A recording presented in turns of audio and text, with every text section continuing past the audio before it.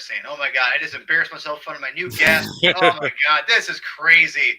What are you going to do? On the Comic Binge, you're always going to get all kinds of crazy stuff. Well, thank you for joining us anyway. I am one of your hosts, Paul Herman. Chris could not join us today. And if you're wondering what I'm so embarrassed about, I thought I hit go live, but I didn't because I'm a big idiot. But anyway, thank you for joining us. I'm super excited. We have a returning guest. We have a new guest. Hopefully we meet new friends, talk about comic books, things that I love. I can't wait. And as always, the Comic Binge is new reader friendly, meaning anyone can join in, whether you read comics on the reg, you're casual, you've never read comics before. This here is to promote the medium and to encourage people to get in and read some comics. And today we're going to dive into a very special story that I'm very eager to talk to these two lovely people about. So thank you for joining us. And I'm going to introduce them right now. I am joined by returning guest, Mr. Ryan, who has put his video up. There he is. There he is. Definitely here. Ryan, thank you for joining me again. You are extremely busy, sir, and I just want you to know I love you to death. You know, I miss you on Twitter. I know you've been super slammed. I miss seeing your takes and ripping on Rick Shoe with me. Oh man, I miss that stuff. So just know you're missed, and we're gonna talk more. We'll talk off air soon. But anyway, thanks for joining us. I hope things have been going okay for you. Yeah. Thing going all right? Yeah. Excellent. Any ready to good comic books lately? The one we're gonna talk about. That's the main one. And wait, is this the only comic you read recently? Is this one? No. I've been keeping up with some stuff. It's what's the Tom King thing? Oh, there's Chris. Chris. Yeah, the Tom King, his Batman Killing Time. I read that, the first issue of that, and I don't know, like it's okay. I need to read the more recent ones and see if I like it any. Okay. But other than that, I've been keeping up with Batman '89. I feel like I'm one of the only people in my circle of pals that is like really enjoying it, but I am really enjoying it. Really? So yeah, I am. Is our crew not into '89? Some people are hot on it, some people are cold on it. So I've only read the 3 issues, and I'm waiting for it to complete because I like what we've gotten. So anyway, yeah. So there's only one to go. So we'll get you on for '89. I'll drag you on for that one. So. That'll be I'll do that. Attaboy. Well, thank you as always for joining us. I've always want you on the show. So, but Mr. Donovan Grant, we are joined here by. Someone that I've really loved listening to off and on, not because I want to not hear you off and on, but you kind of go with different shows and things like that. And, but I first heard you on the Spider-Man Crawl Space, other Batman shows, Donovan Morgan. Do you go by Donovan Morgan Grant, the full name, or do you go by Donovan Grant? Like what should I introduce you as? You're the first person to ever ask me that. Shut up. Yeah. All right. Wow. Yeah, after all these years, after 10, 12 years of podcasting, you're the first person to ask about my secret. No. Donovan Morgan Grant is my full name. Morgan is my mother's maiden name. And basically, when I turned 18 and graduated high school, I just thought that like my full name, because I was, as growing up, it was like just Donovan Grant. So I just thought it sounded cooler. So I just been going by my full name. But Donovan is my first name. It's not it's not hyphenated or anything. No, I'm going to say I dig the name too. Donovan Morgan Grant's it flows off the tongue nicely. It always thought that. So thank you very much, and thank you for having me on. Of course. I know I've been begging you to come on for a long time, and really because one of the things that we have in common is that you're a huge Spider-Man fan, you're a huge Batman fan, and I've kind of obviously I'm a giant Spider-Man fan. So I've always wanted to get your perspective on things because I respect your opinions and I think you bring great insight. So yeah, super stoked. I've heard you on tons of podcasts, so this is really exciting. And so when I asked you to kind of come on the show, I let you kind of pick like, hey, let's get you on for Batman stuff. What do you want to pick? And you actually picked Ego, which is really fascinating because me and Ryan talked about this, doing a show on this. Chris wanted to do a show about it. And I'm like, well, Donovan picked it, so we're doing it. And then Chris had to bail, which I was really bummed about. So I know I was like, I think we canceled it before you had chosen it, Donovan. We actually had a plan for another day, and then we had to reschedule because Chris couldn't make it. And then like last week, he's like, "Oh, by the way, I can't make it." I'm like, wheels are turning, bro. We gotta go. We're doing it. We'll come back. We'll come back. Exactly as planned. Exactly. No, Chris, if you're listening, you're missed. So Donovan, and I'll go to you next too, Ryan. But I'll let the ghost go first. The new person. Give a little backstory of this is a Gotham Knight episode 9, so there's plenty of episodes to go into. Give a little mini origin story about Batman and how you first kind of got deep into Batman. Just kind of what made you love the character so much. Man, I don't know. Because unlike Spider-Man, where I can absolutely say when and how I got into him, and I was very young when I got into Spider-Man. I was 5. I just always loved Batman, and I always point to the fact that it was a combination. I was born in '89. It's a combination of me watching the animated series first run and watching reruns of the Adam West '60s show. Mm-hmm. And it's funny because I never really reconciled those as different iterations. They were both just Batman to me. Like it took me until I was a little older to say, oh yeah, Robin's costume is different in the cartoon and the live action series. I really didn't notice that big of a deal, even though they were clearly different tones. And so I was, it led me to read, like it got me into comics basically. And yeah, no, I am literally, as far as I remember, a lifelong Batman fan. That's led me to read a lot, as many comics as I get my hands on, like the old to the new. I pretty much enjoy the major. I mean, I try to. I mean, I always, we all have our salty moments. I'm really not a fan of the Snyder stuff, but I'm trying to be a mature adult and not make that into a personality. And it's funny. I mean, I'm sure this might be a follow-up question, but well before Matt Reeves started touting this as an inspiration for his film, Ego was genuinely one of my favorite Batman stories of all time, and it still is. Oh wow, really? Okay, cool. And I can see why, and I can't wait to kind of dive into it. And for those who know, I try to keep things as spoiler light as possible because Ego is a smaller comic. It's kind of, we'll kind of get into how they released it later on in a second, but the comic itself is short, so it's gonna be mostly spoiled for the most part. So, but the big stuff we're gonna save. We've kind of told them lay off the big stuff, the big emotional reveals at the beginning, at the end. But everything else we're going to be spoiling the crap out of. So and it's not like spoiler, but we're going to be talking a lot about it. So and the themes and everything. So yeah, I'm very excited and talk about this comic in particular. So Ryan, before I go back into Donovan, I'm kind of curious. Yeah, you've always talked about this comic with me, and I always I've always heard it about it. I'm like, okay, I get it, Ego. It's such a weird title, Ego. And even reading it, a couple times this last year for the first time, I don't know. I honestly think it may be the worst title. Is the title the worst part of the comic, right? In my opinion, and we'll get into we can debate that if you guys disagree. But that being said, the title always made me kind of go, it's kind of, what does that mean? And then, but you just would not stop talking about this comic. Like since we became buds and good buddies. You would not stop talking about this book. You mentioned it randomly in passing so many different times. So give me, before I go back to Donovan here about his history with the title, give me your little brief history about the title. Because I know you love this story a lot. Yeah, it's before Matt Reeves went and popularized it, I always felt like it was a really hidden gem kind of book. And I love things like that because Darwyn Cooke is, he's amazing.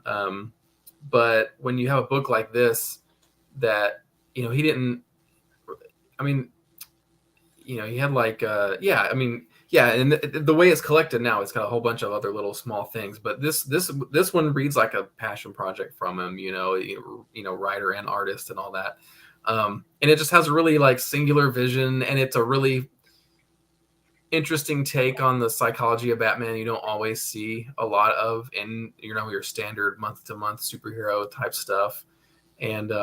And it fits the bill of a really accessible type of comic book you could kind of give to anybody, and anybody, even people that aren't into comics, could get something out of it. They're like, hey, I need a good comic book to read. What's a good thing? And this is a really good one to recommend.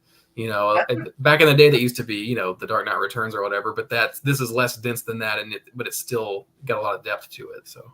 Oh, for sure. That's actually a really good point. And I was going to bring that up a lot on this show, actually, is that this, I talked about with Donovan before he even came on, that this is a great example of the medium of comic book. books. Besides if it's being Batman, besides it being a DC comic, whatever, it's Darwyn Cooke. And we'll get to the writer and the artist aspect here in a second. But yeah, I do.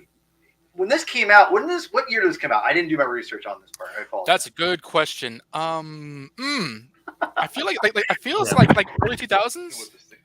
I think you're right. Let me see. I'm not versed on the exact dates myself. Hold on, I'm going deep here, guys. This is this is live. This is live streaming at its finest. You know, you're right. Early 2000s. Yeah, well, I have 2000. I think copyright 2000, 2002.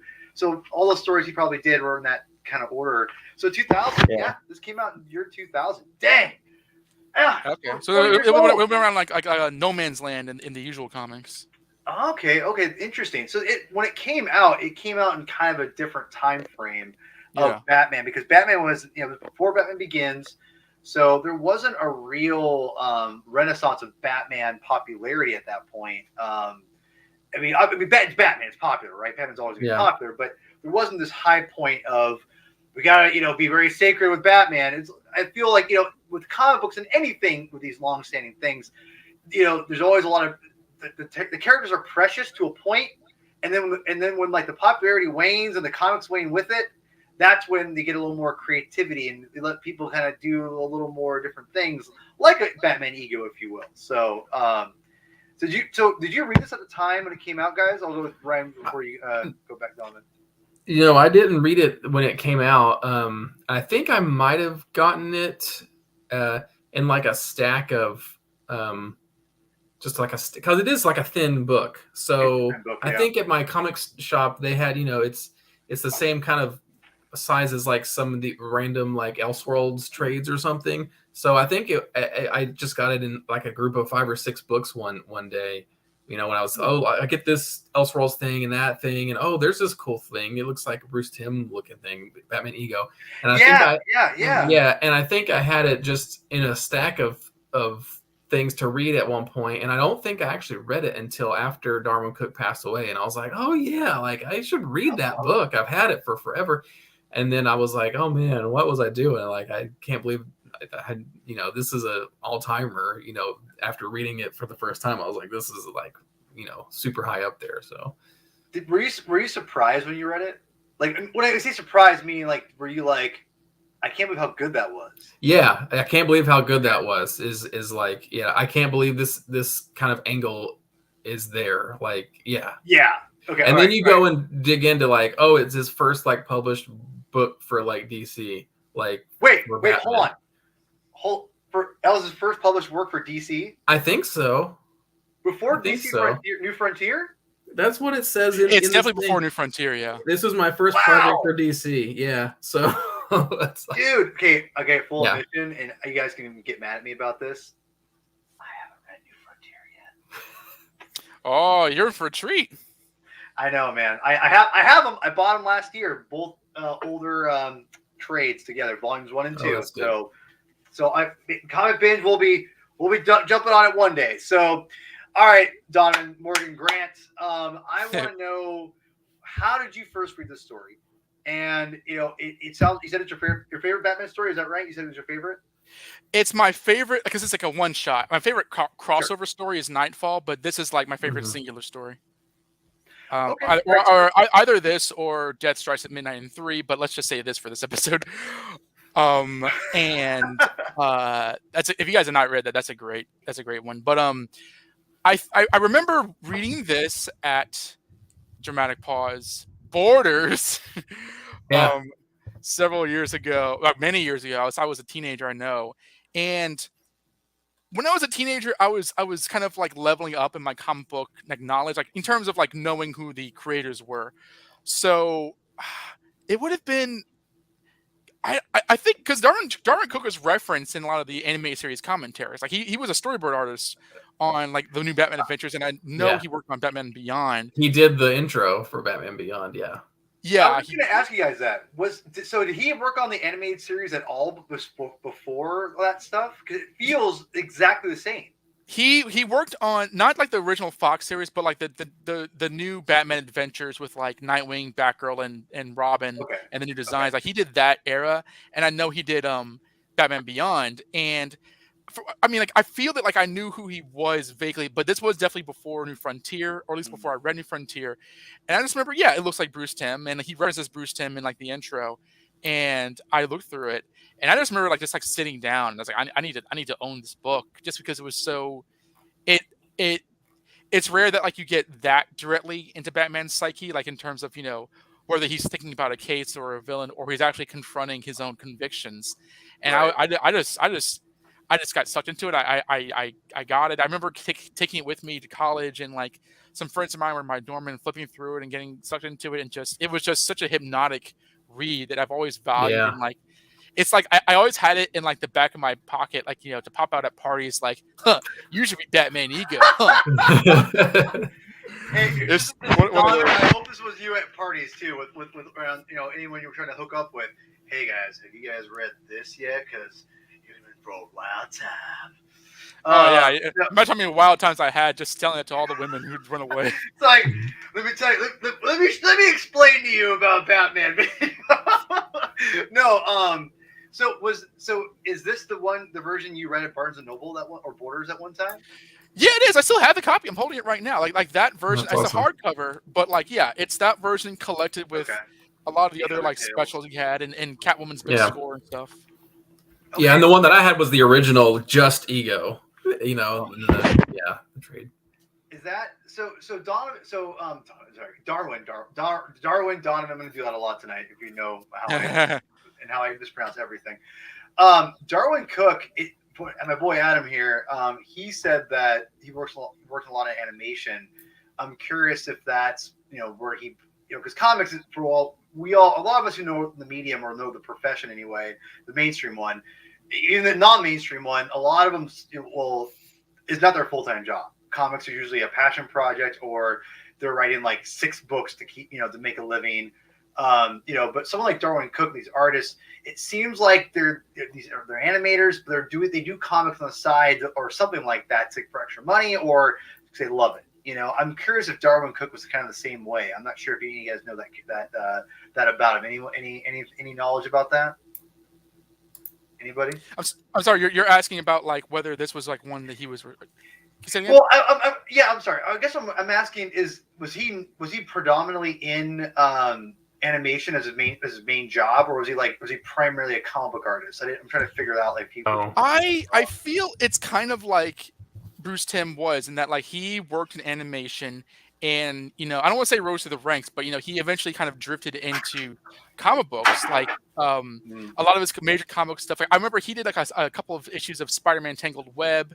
Of course, later on he did like his own stuff, like the Parker novel adaptations and stuff. But like I understand that like in like the late 90s and early 2000s he was a storyboard artist, and a lot of those guys did do comics. Like you have like Glenn Murakami and James Tucker and stuff. So like it's not a unique story, but like I think that is his basic not origin, but like kind of backstory. He came from animation in terms of a career, and of course, within the last decade of his life, he was far more popular for the comic books, because I'm pretty sure that New Frontier won some kind of Eisner. No, I think you're right. It's critically acclaimed, and I need to read it. Darwyn Cooke, he wrote and drew that Watchmen story, the Minutemen, and it's not the best story, to be honest. It's not good. Bad. What's that? The artwork is great. Oh, the artwork's phenomenal. I mean, no complaints on the artwork. The story again wasn't terrible. It's just the ending was just weird. This is kind of it. Let's just say this: the TV show did it right. We'll just leave it there. Yeah, you shouldn't really mess with Watchmen. I'm of the people, and I don't want to go too much of a tangent. I very much that Alan had his chance. He did not want it in the end, and so he gave that right up. That's just my opinion. We can debate that another day. Which, if you want to debate that, I would love to get you on for a debate for Watchmen. I love discussing that stuff. So we'll get into the aspect of ego. Since Donovan, you're the one who kind of wanted to read the book, give us a kind of an overall, just kind of what, like a 1-minute summary of what happens in this comic to get people excited to read it. If they, why should they read Ego? Like, what's the reason to read Ego? And we'll get into the story stuff. Oh, I can actually do this because I was promoting. I work at Barnes & Noble during the day, and I was promoting this when the movie was coming out because there's all these stories that the movie's based off of. So what I told people Right. is that it takes place early in Batman's career, like vaguely, but they mention it, and he's kind of cleaning up the aftermath of a battle between the Joker, and due to various circumstances, somebody or several people die as a result of his actions. Not a direct result, but a result nonetheless. And this kind of shocks him into a crisis of faith, a crisis of conscience, and he kind of has a psychotic break that's not explicitly explained what's going on, but he's confronted with, one might argue, his ego, his darker self, the Batman persona that directly confronts him with, like, you have to do this. You can't back out. And it's essentially the Bruce Wayne human psyche against the Batman elemental psyche. And through this book, we go through how he feels about his childhood, how he feels about the various adversaries he's gone up against, how he feels about the legend of Batman itself and where he's going, his code against killing, and what good Batman's doing, and what Batman should mean for the people of Gotham. And it's really Batman sort of like having a final wrestling moment before he kind of continues on and becomes the Batman of legend that he will be for the rest of his career, and for the rest of our understanding of him. Right. That's actually really, really well said. One of the things I think that we'll kind of end on. I don't want to say much more than this, but this is the image of Bruce Wayne taking on this being, if you will. And I gotta tell you, as someone who loves the medium as much as I do, having this story of Bruce Wayne fighting himself with this monstrous bat character is just really fascinating. And I think the one thing I would say about ego, and I like how you presented what you could say is his ego, if you will. I'm not sure if I would say that's it's a little bit of a stretch, not what you're saying, but what. Yeah, I don't know. Right? But you get what I'm saying. Like it's a little bit of a stretch on their end or Darwyn's end to name it ego, but it's his ego or his inner, the dark side of himself, right? Which again, ego, it could be a dark side. Let's be real. And I see where they're kind of going with it. This is the dark side that you get to see Bruce kind of take on, and we'll get a little bit more about this, but I gotta tell you why he goes into that self kind of reflection, and what he comes out of it is so brilliant and dark, but not dark in a way where it's like, oh my god, it's just so dark. It's because I think it really is. I think it's dark because it's relatable, because it's something that we all can identify with as people. And Darwyn does such a phenomenal job throughout this book of I think showing to an inner struggle of something that's in a visual way, but also like going back and telling these different stories of Bruce Wayne's life, like this here. I mean, it's just beautiful piece of work here. I mean, this is work of art. This is a double page spread that I looked at one page of. This is stuff you're going to get throughout this whole book that is just incredible. And it's great storytelling, but he does it in a way where he shows you where Bruce is coming from, but also where the dark side's coming from. So it's a beautiful, it really is impressive how Darwyn is able to kind of go back and forth about that. Ryan, do you have anything you want to add to that? Yeah, I mean, I like how the story, like, I think Donovan was saying it does have this like hypnotic quality, but it's understated. It kind of it weaves you into the psychological part of the story, because it opens up very normal, but then things keep happening. It's like a roller coaster. You kind of don't know that you're off the cliff until you are. And I like that there is like this, very traumatic event that kind of shocks Batman and causes him to kind of reevaluate things, or, in some interesting ways.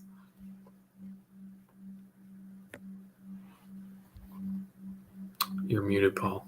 But yeah, and the fact that the thing will manifest itself, it's a lot less about, why is it happening than the device of it being able to explain, or just explore the psychology of Batman and Bruce Wayne. Are they one and the same? Is one driving the other? Is one the true mask? Like that's always been something that you see, like different interpretations of, or it gets pushed and pulled in different ways. But this is a really good like exploration of what that is. And Yeah. I don't know if we'll get into the what the movie the Batman does, but that's a huge part of that movie. Right, and there is, and we'll get into that. And that's what I'm really excited to talk with you guys about too, is how that kind of bleeds into the Batman. And Matt Reeves kept saying like, "Oh, it's a huge influence," and I'm like, looking at him, I'm very intrigued by this. And as someone who loves that movie to death, and I just got the 4K yesterday, Brian, which by the way we got to talk about. I have not watched it yet, so excited to watch it.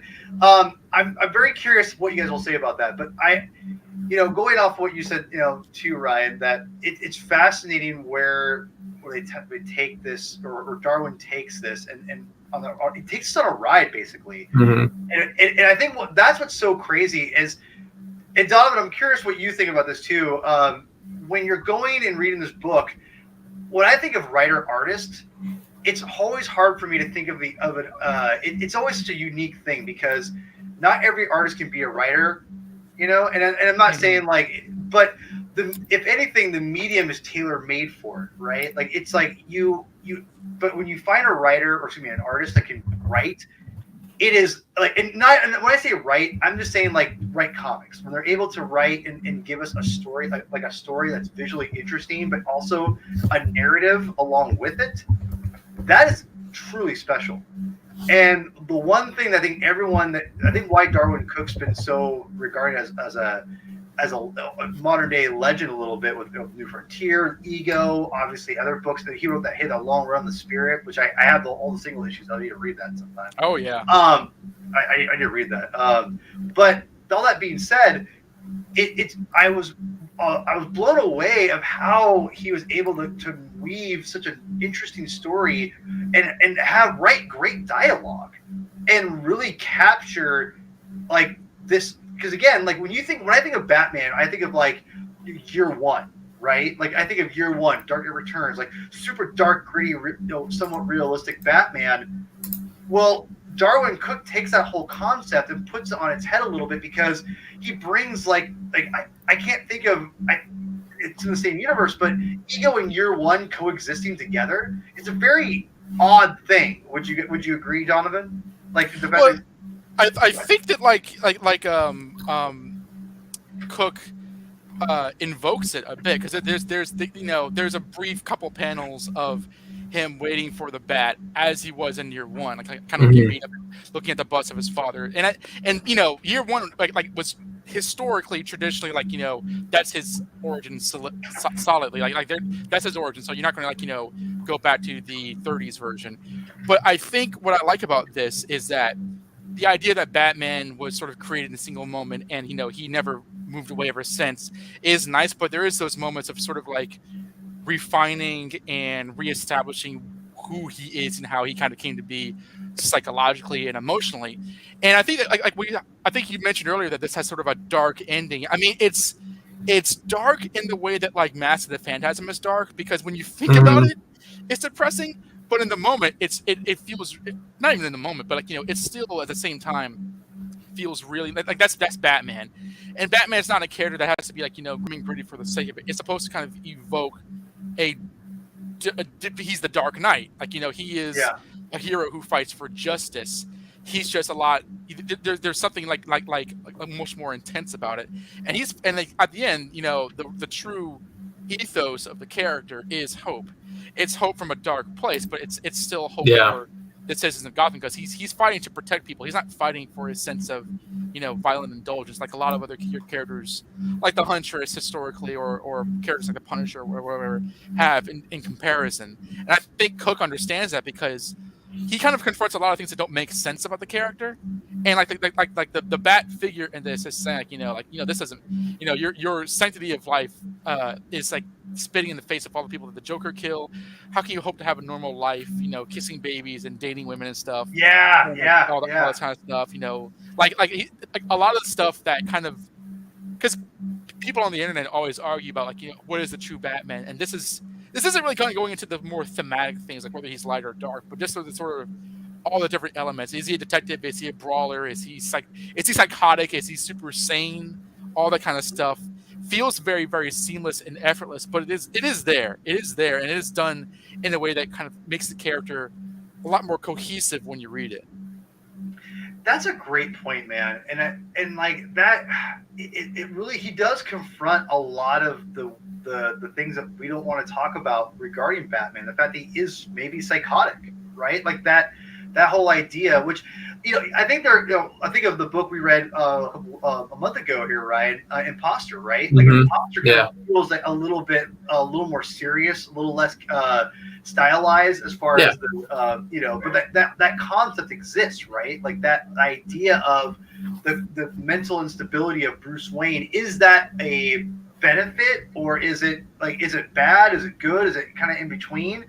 And I think Darwyn Cooke does a great job of balancing that. I think, this like Imposter, I think, does a good job of that too. I think Ego does an even better job of really showcasing that. Again, I might be reaching here, people, but maybe that there is a positive of accepting your not psychoticness, but your mental weakness or whatever, and embracing that and using it to your advantage in some ways. I don't know. Like I gotta feel that he was. It's like I think there's strength in acknowledging where your problems are. Does that make sense? That's where I kind of feel that this book kind of lies in. Would you guys agree with that?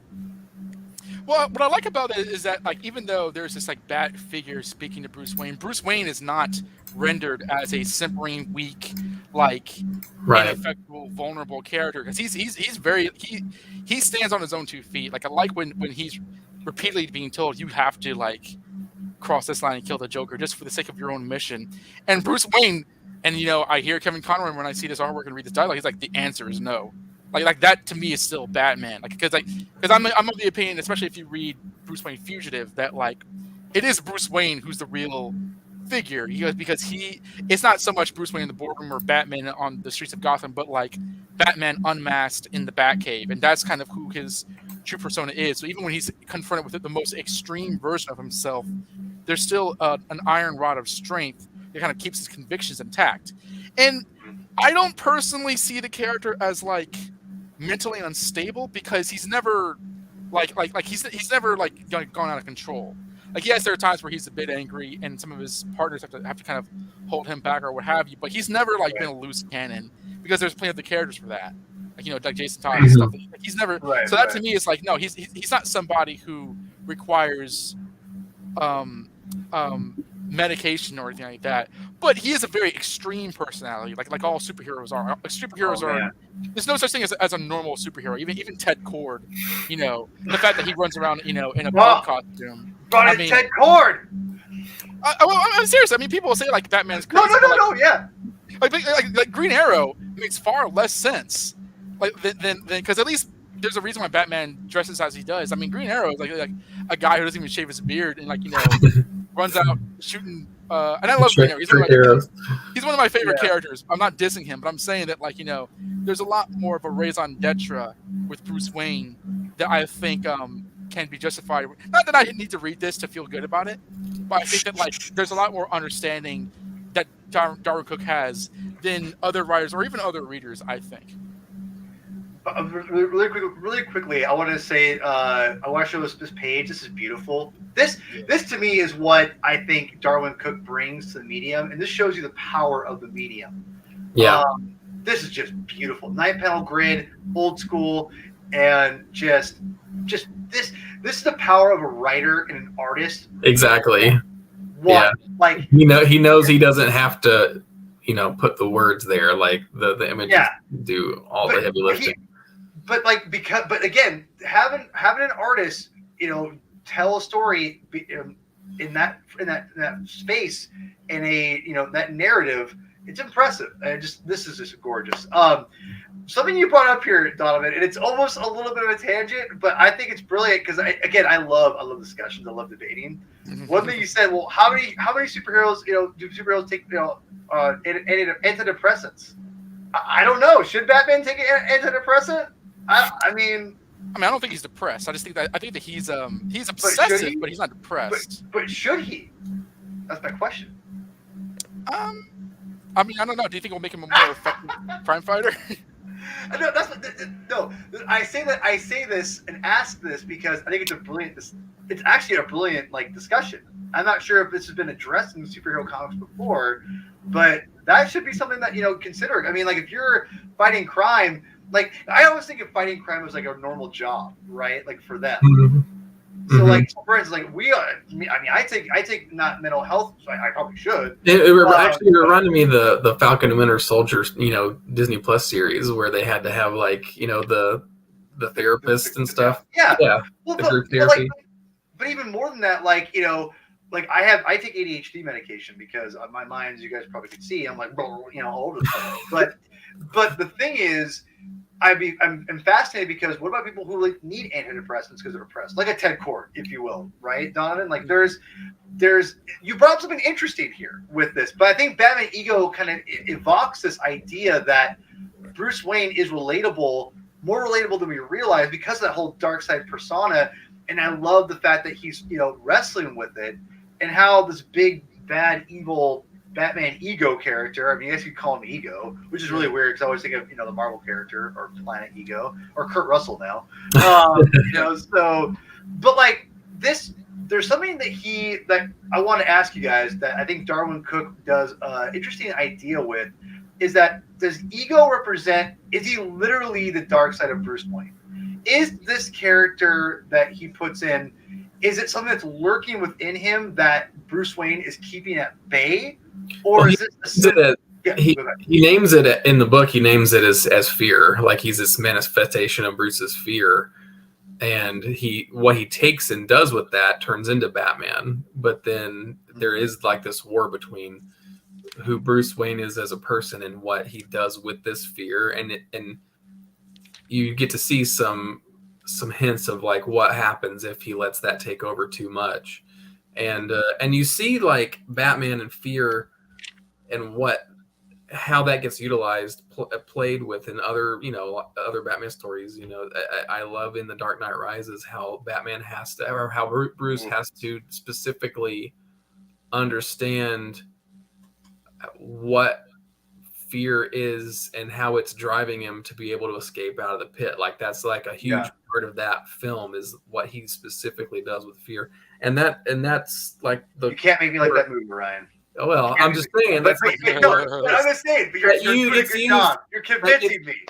That gets used in that movie, and that's like the core of this book too. Is fear and what Bruce Wayne does with that. So let me ask you this: do you think this Ego character does it represent Bruce in a sense to where he is capable of killing? Like that's something he is keeping it. Like he's literally. Because that's the way I interpreted this Ego character. So, like, this is like literally him, like acknowledging that he could very, very well kill anytime. Not anytime, but you know what I mean. Like, it's within him. It's within him. It's not like he's the stoic, like I will never kill. I think that I don't think it's a case of like he's like a robotically incapable of doing it. He absolutely can. Okay. In fact, I think you have to be so skilled to know how to interact with somebody physically that you do know how to kill them, but you choose not to. I think he absolutely can. I think that like the Ego fear character is the most extreme possibility of Batman, and that he could choose to do that. He absolutely could.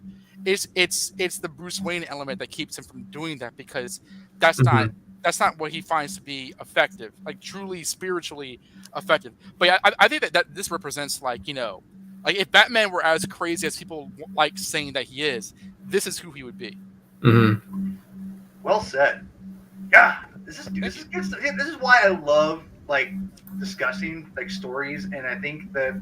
And going back to comic books, going back to where there's a way to invoke all these different images in the themes that Darwyn is doing. And when you have an artist being able to do, again, I keep bringing this page up. This is a great example of the medium being brought and shown in such a beautiful way that there's really so much great emotional storytelling within this medium that I think the story does in a short amount of time. I mean, look at, the three of us have really gotten really deep on the Batman character in what, like 40 pages? I mean, I mean, you can read this comic in like 20 minutes if you're like super fast. I mean, I'm slow as hell, so it took me like an hour and a half probably. But I mean, like, the thing is, but that's the thing about the comic book, medium I love so much is that it is over quicker. But I do feel it's, for me with some of the ADHD, I can get an emotional story that really is impactful, like Batman Ego, and I'm gonna be like, man, and it only took me a little bit of time to read it. You can go reread it again and be like, damn, there's so much great stuff here. So before we move on to the Matt Reeves stuff, anyone want to end on more of Darwyn Cooke? Any other final thoughts on that thing before we move on? Yeah, just kind of comment on Cooke's artwork. What I like about it is that it's very retro. Yes. It kind of has that kind of like flavor of like the Bruce Timm kind of hard-edged storytelling, but also like that panel that page that you put up with him racing the Batmobile back to the house, like the speedometer and like the sort of like numerical font and everything, and the way that people are dressed and the haircut, it looks very slickly and retro without looking completely dated. And I love that because that Cooke clearly enjoyed that kind of 50s, like, old school Milton Caniff kind of stuff. And I just like how you flip through this and everything looks old school, but it still has the intensity of a modern post-crisis Batman storytelling. And to me, it helps make this feel timeless because it's not locked into a decade or a version. It feels quintessential. Yeah, and I think the colors help enforce that. It's not like the traditional like palette that goes with that kind of style all the time, and it's pretty reserved. Like the pops of color only happen when it's and very intentional. See, and going back to what I said earlier about the visual medium of comic books and how Darwyn having that writer artist together, this is so brilliant because look how the top part where Batman's like freaking out, he's having an anxiety attack. Basically, he's going full bore. And then he finally stops. And then when he stops, it's like it goes like, this is him going all the way to the max. And he's just like flipping out. And you have that visual. And then it's like, shows you he's completely done. And then look at him here. Yeah. Just beautiful. Like zero, and he's just done. I love that again, the visual medium is just beautiful stuff, man. Cooke's incredible. I can't wait to dive more into Cooke. I haven't read enough. So let's go before we end here. For those who don't know, maybe if you made it this far, thank you. Not hit the like button. I should have said that a long time ago, but I suck at this. The thing is, I go an hour, and I want to spend the rest of the time talking about this because I think this is really powerful, or not powerful, but need to talk about. Matt Reeves talked about this comic book as being a major influence on this movie, The Batman, which I'm pretty sure you love the movie as much as me and Ryan do. I adore The Batman. It's my favorite Batman movie by far. And I'm not just saying that because it's new, because Brian will tell you I've not loved every Batman movie that's come out, including, Dark Knight Rises, the BVS. Do I like it more than most people probably, that are out there, it seems like, that aren't, that whole thing.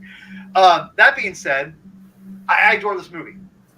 When I read Ego in preparation for this movie and watched the movie, I'm like, I see the connections, but I need you guys to kind of fill in the gaps for me. Ryan, I'll give it to you first because you were, you've always been like, oh, Batman Ego, this. How do you put Batman Ego as an influence for this movie? Well, it's like in the movie The Batman, you definitely see like that Batman has an emotional journey, like the whole like backbone of what Batman goes through in that film is what you see that represented here, in Ego, and that journey from vengeance to a symbol of vengeance to a symbol of hope. Like that's in this book, and that's the backbone of the movie too. Like you see that part here. I don't know if I can hold it in my iPad here, but yeah, like this page, like on this page, he literally says like, we were magnificent back then. We descended on the city we descended on the city like an unholy instrument of vengeance. He's like, he's in that's early. That's like year 1, year 2. Like we're instrument of vengeance. So awesome. Yeah. So good. And it's it's just spelled out there, like to the and Matt Reeves was able to take that. He even talks about ego in the commentary track on the movie, and he personifies that. He said, "I didn't want Batman to say I'm Batman." He literally takes that. He says, he wanted to be referred to as vengeance. I am vengeance. So like that's spelled out here in this book, and then him transforming from realizing that he can be more than just that and be a symbol of hope. That's in this book too. It's awesome. That's the hope. That was the one thing I will say that I when I read it the second time recently in preparation for the show, the hope stuff, I was like, okay, I see. Actually, I'll hold it back. I want to let Donovan say his piece because I don't want to steal anything from anybody else. Donovan, tell me, when you watch the Batman and loving it as long as you have, did you see the connection of ego? And tell me is it as big as an influence as you think on the story, or compared to what Matt Reeves and other people have said about ego and the Batman? Well, I don't know if I said I love the Batman. I'm not really giving my thought. No, it was awesome. Oh, really? I was gonna say, I thought you loved the movie. I apologize. No, I really, it was, it was great. I'm not saying it's my favorite Batman movie. Okay, that's fair. But that's Master the Phantasm, and that's kind of hard to beat. But like, I appreciate the hell out of it, and it's absolutely like up the top. Like I don't really have any problems with it, to be honest. When Matt Reeves said at DC Fandom that like a big influence was Batman ego, I was like pleasantly thrilled. Because you always hear like Long Halloween, Dark Knight Returns, Year One, and after a while, that kind of just becomes, it's like everybody's read those. That's not really anything particularly special. Those are just the most well-selling. Those are the best-selling comics. Those aren't really like indicative of the metric of the character. I thought ego was, and no one has ever mentioned ego in terms of that broadly before. So I immediately snapped into attention. And then over the months that followed, they were mentioning the animated series. They mentioned that stuff. I know Robert Pattinson joked about ego, like he hallucinates that his costume's consuming him. That's crazy.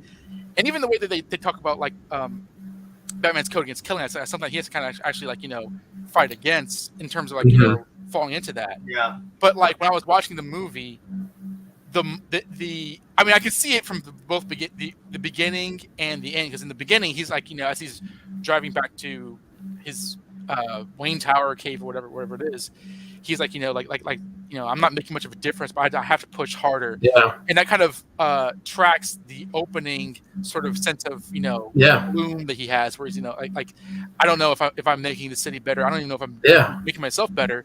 And but the ending, his monologue where he's helping the woman out and she doesn't want to let go of his hand, and he holds her hand back and he's like, vengeance will make the city better, people need hope.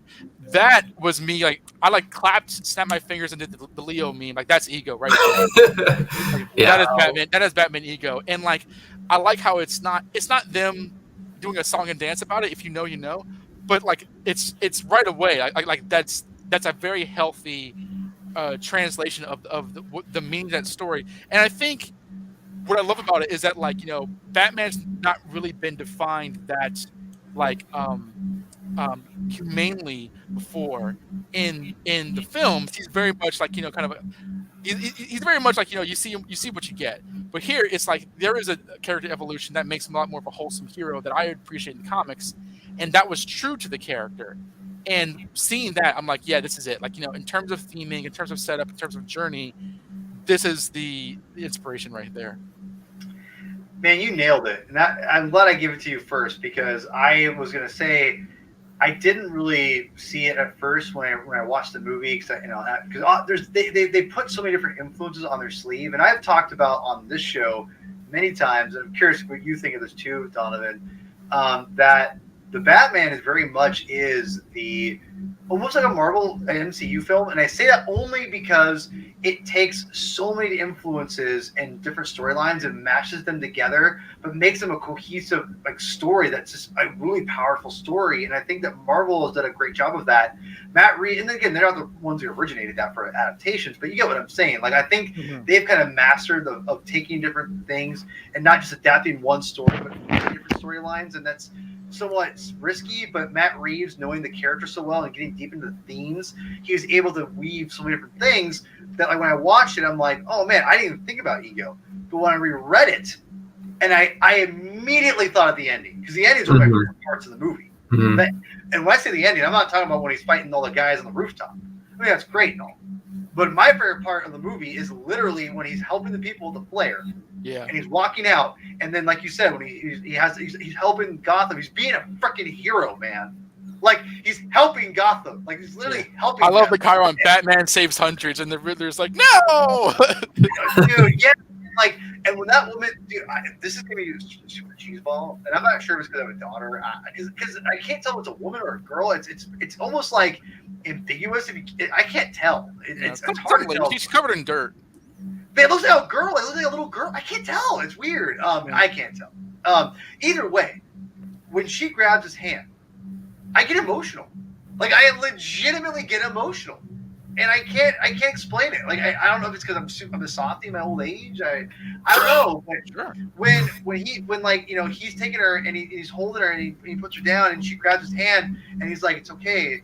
I get like, I have to, like, oh my God. Like, it's when you have, like, when you come from the part where the flare into that, into how the narration is just brilliantly said by Pattinson. He says, I'm not sure if I'm making, you know, I realize I have to be, our scars can control, you know, they can't define us, but they can transform us. Yeah. Mm-hmm. And when he says that, and he talks about how he needs to be more for the city, when I reread Ego, I was like, this is where Matt Reeves got it from. 1000%. He was like, when he said ego was a huge influence, that's exactly, I bet, when he was trying to figure out what his movie was going to be ending thematically wise.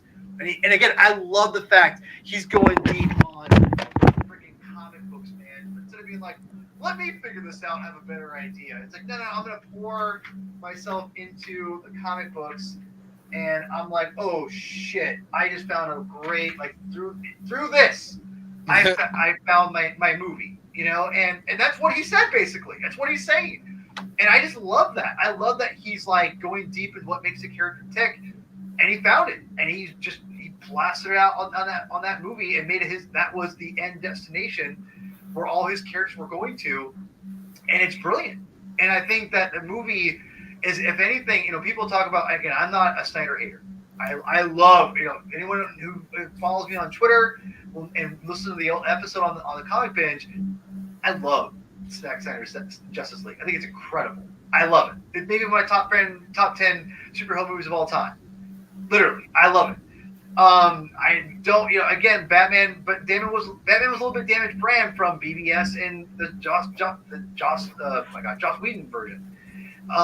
You know, whether you like those versions or not, they were not hand over fist, you know, welcome with open arms critically, and, you know, from a lot of different people. I mean, I don't think they were terrible or they were hated, but they weren't predominantly loved either, right?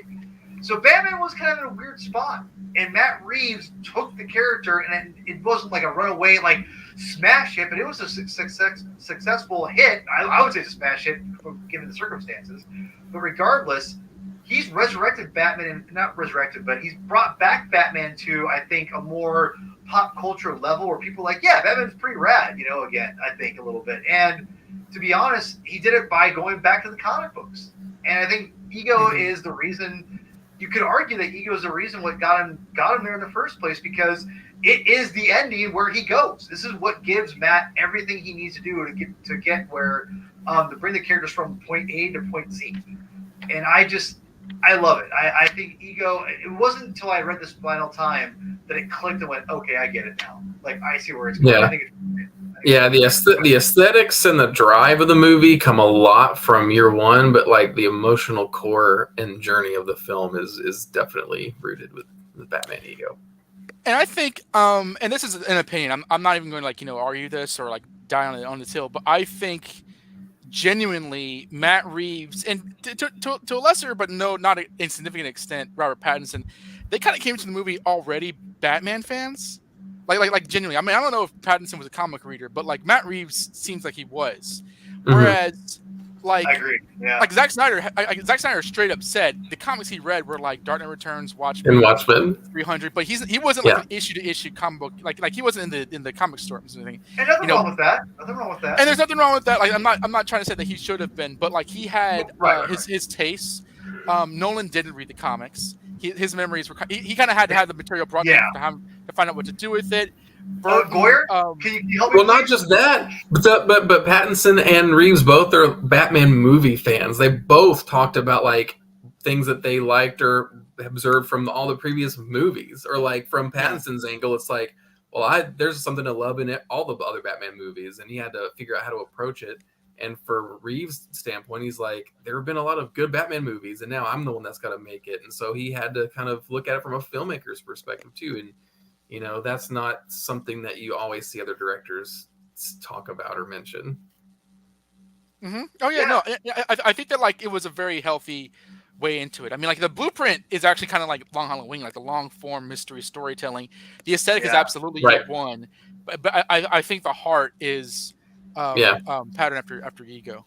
Yeah, it definitely. I mean, the idea of the dark side winning the battle is definitely what the thematic wise of what Reeves is kind of subtly giving you. Whereas it's not, literally Pattinson talking to a big giant venom monster, they're like, hey, I'm gonna kill people. Okay.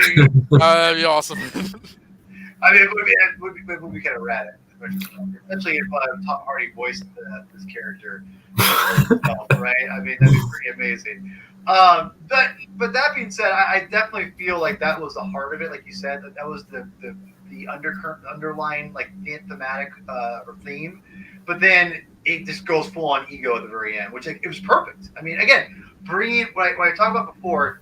The MCU has made it, and Kevin Feige specifically has made just his imprint on Hollywood and a legendary status based on adapting things together and doing it the right way and doing it like Matt Reeves did it, where he's like the themes and what makes the characters tick and what makes them interesting, putting them with other things from other storylines that make them interesting, and making it for getting good writers and getting a good story, good actors, and we put all those things together. They're not gonna lose. When I say lose, you're not gonna lose money. And I feel that Matt knew. It was like, I know where to make this character, and I think you touched on something too, Donovan. Like, I wish he would. I could sit down with Matt, because Matt seems like a guy I could jive with. Like, I could sit down and talk music, movies, comics, like whatever. We could just talk and hang out. Like, we seem like, and I'm not because he also looks like Commissioner Gordon. word. No, but like, he just seems like a guy I could sit down and just chat with very easily, and he just seems like a very genuine person that like identifies with art in general, like not just art like from visual standpoint, but like in general he appreciates like storytelling and just telling themes and telling art, telling a story, whether it's a still painting or a song or whatever. He gets it, and I love that. And one of the things he talked about was he doesn't care what story he tells. He always was very apprehensive about doing like monster movies or whatever, and he talked about when he did Cloverfield, what can you do to make a great movie? He found the theme. He found what makes it, the emotional, what he could identify with it emotionally, and that's what any of these films, any story, whether it be an indie art house film or freaking Superman 77, whatever. Like, it doesn't really matter the type of what type of story it is. It's a matter of if the emotions there and the themes are real, because I've seen art house films that the themes and stories are just not there, and they're trying to be artsy fartsy, and they suck. I've seen the same thing for big budget Transformer movies. They just suck. There's no theme. There's all substance. There's no substance. There's all flash and flare. So, Matt Reeves took ego and found the core of it and made that, I think, the core, like the backbone of the Batman. And I think it's evident, and I think it's a brilliant story. And it's weird. It's weird. I almost feel like, even though like Matt's talked about it and we've all talked about it and all these other Batman fans talked about it, ego will probably live on as being like not with the Long Halloweens and the Dark Knight Returns and the Year Ones, and that might be a damn shame, to be honest. So I don't know. Last thoughts for you guys. You guys have the last thoughts. Go ahead. Ryan, you want to go first? We'll Donovan have the last. Yeah. Like every time I reread Ego, like it always seems like I'm reading it for the first time, just because that psychological dive into what makes Batman do what he does is always underserved, I feel, or there's some sort of gimmick twist on it in comics, and this has that, but it's really just it serves the purpose of the storytelling so well, and it has like such a good singular vision, and then so much all other things that make Batman are just kind of like thrown in there. I mean, it's a simple story and you can get through it fast, but it's got like every villain in it. It's got every but it's all used in the service of explaining or having it be about this very root core thing about Batman. So it's just a really nice, complete Batman story that I think will always hold up. Yeah, no, totally. Donovan, man, you have the last word before we wrap up. What's your last words on the Ego? Forever, never say it again. It's the best one-shot Batman story that's not a part of like the single issues. It's quintessential, and I don't think that anything should be done with the character that would change how much this story means to the character. If it is, it would be fundamentally disastrous because that's how fixed in the character's essence this is to me. Which isn't to say like all stories must look like Darwyn Cooke's or be about this whatever. But you know what I mean? Like if anything betrays the spirit of this, then we've gone too far. But luckily, I think that like this is getting a bit of notice because of the movie. I've seen it promoted and mentioned a lot more now than ever. So I think that like it'll endure. And Darwyn Cooke's creative spirit will endure with it for years to come. Well said, my friend. Well said. Yeah. Well, man, this was as always. I always have fun doing these shows. I mean, I love talking comics, but I love talking with new people like you, Donovan. It's great to actually get to formally meet you. Before the show and talk with you on the show, I knew we'd have a great conversation. This is awesome.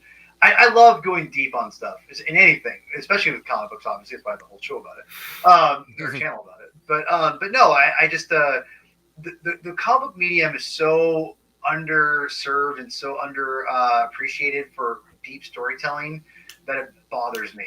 And I think Ego is a great example of the medium showing you how beautiful it can tell a story and capture emotion. If you just give it a chance and go in thinking like, yeah, I could maybe emotionally connect to a story, a comic book that's not just a movie moving people in front of me. I have to have people act. It's like there's beauty of the way the panels are, the way the panels are laid out, and Darwyn is a master at it. Before I leave, this right here. Look at this page right here. This is freaking incredible.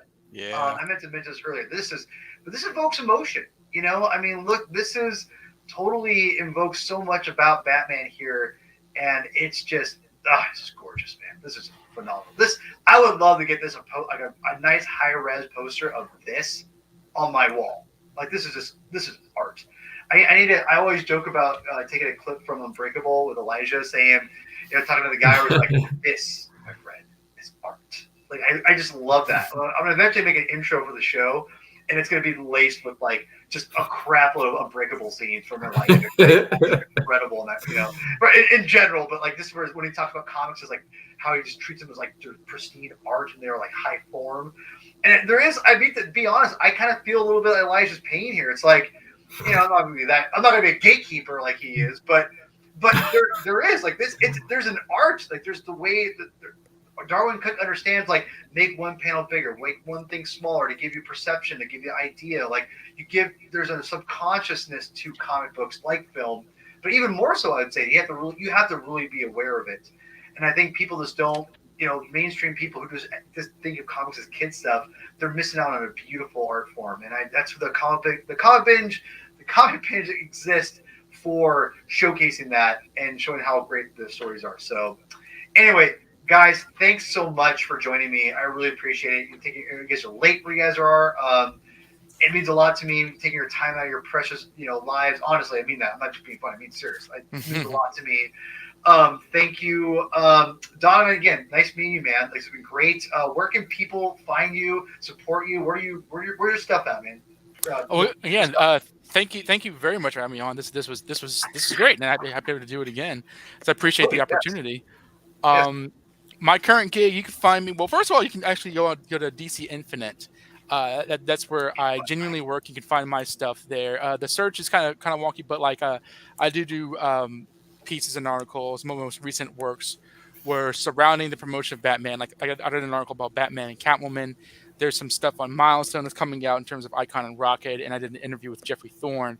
In terms of podcasting, my main gig is the show Questions We Don't Have Answers with my friend Harrison Chute, where I'm a comics guy, he's a sci-fi geek, and we kind of come at cultural and political and social issues from those lenses. So we talk a lot of politics, we talk a lot of gender issues, relevant issues, but we also kind of do it through the lens of media. So there's a lot of commentaries that we've done. There's a lot of kind of discussions on terms of there's a lot of extremists using the Punisher signal or the Punisher insignia. Should the Punisher be retired? Well, let's look at these versions of the character and see which one would be inspiring there. There's various commentaries and discussions in terms of Bruce Lee's influence in pop culture and kind of go through into the Dragon and such like that, just to name a few.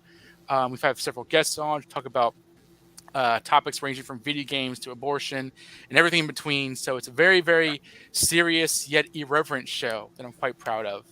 Yeah, go ahead. Oh, sorry. I was gonna say, really, you talk about Icon. This is the trade that I got. Nice.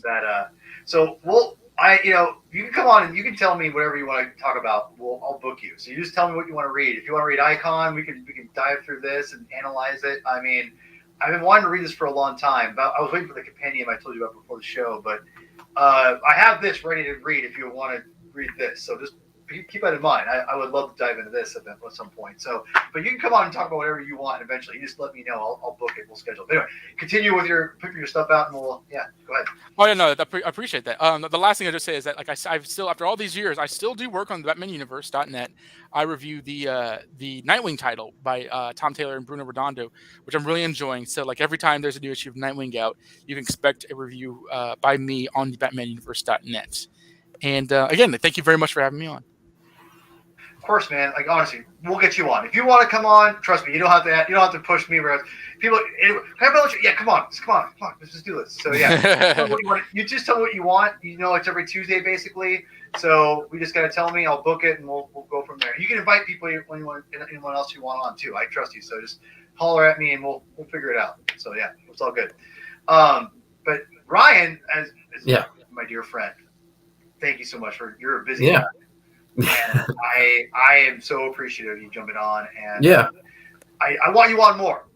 I'm selfish that way. I'm selfish. So. Yeah. Well, whenever you remind me, hey, you said you would do this show, I'm like, oh yeah, I did. Okay, I'll jump on. I don't want to not talk about Batman comics. I know. It's so good. I appreciate it. Thank you. You remind me to be me sometimes, which is sometimes all that I needed. So. Yeah, so it's good. Everybody, y'all can follow me on Twitter at SMB_Ryan. And the SMB stands for my Super Mario Brothers indulgences from the Mario Brothers movie. I've got 1, 2, 3. The copies. What? Is there a 4K of it yet? No, there's not a 4K, but there is a Blu-ray. There's some Blu-rays. Does the Blu-ray actually look good? It looks great. It's great. I need to pick it up. I need to buy it. It's not out of print yet, is it? What? Is the Blu-ray out of print yet? No, but you have to get it from Australia, but it's region free. So. I got you. It's this version, the umbrella version. I think you can get it on Amazon. And it'll ship it to you pretty fast. So it is great. All right, well there you go. And it's got so the SMB stands for the Mario Brothers Movie Archive, which you can follow also on Twitter at SMB Movie. Yeah, and that Blu-ray's got the documentary I helped produce on it and all that stuff. So yeah, it's a good. Wait, you helped produce that documentary on there? Yeah. Yeah, Awesome. we're part of the website, and we helped produce the documentary. Had some I should be surprised. footage filmed and all that. Because you own a freaking like actual 35 millimeter print of the movie. I mean, come on. I mean, it's how hardcore you are. So that's so amazing. Yeah. I'll never forget that. My first knowledge of meeting you was introducing the movie. Yeah, that's right. That's right. I had to like talk to you and to convince you, like, okay, you're gonna be there with Chris, and you need to talk about this movie. But like no one was there. I watched it. Chris, I'm like, there's like 4 people there, and Chris like, come on. I'm like, dude, just go up there without me. I don't need to go up here. It's not like a group of people. He made me walk. Tell him about the site. That's all you got. Well, I did. We did. Anyway, that was good times. Next week on the Comic Binge, we're gonna be doing the now I call it infamous. Like no one really knows about it. Who cares? But the Spider-Man Council will return next week.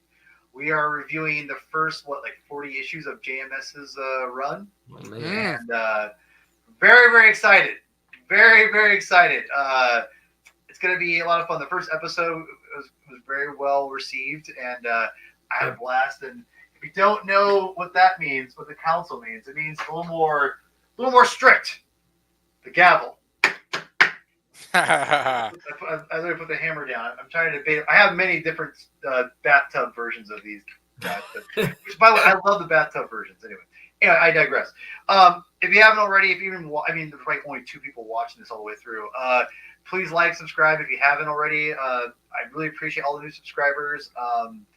Super appreciative, man. I'm just trying to live my life, read comics, and make comics, and hopefully Space Demons Volume 2 or Part 2 gets released soon. It's got some pages. It looks incredible, just from art standpoint anyway.